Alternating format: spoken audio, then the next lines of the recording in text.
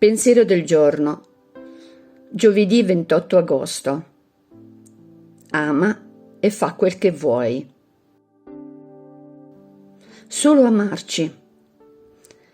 Viviamo profondamente l'amore reciproco, perfezionandolo giorno dopo giorno, fino a creare un clima tale da poterci dichiarare sempre, in ogni momento.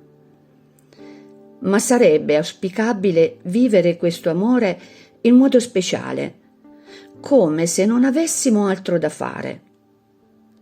Perché il resto viene da sé. L'amore illumina e ci fa vedere con chiarezza qualsiasi altro dovere abbiamo. Quindi non pensare ad altro. Pensa solo ad amarci l'un l'altro.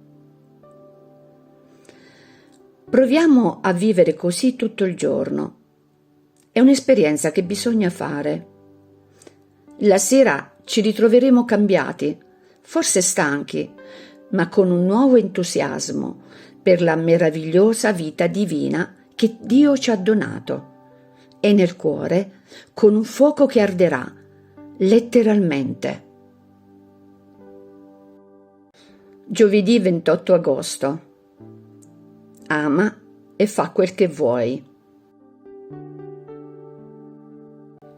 Chiara Lubick, L'arte di amare, Città Nuova Editrice.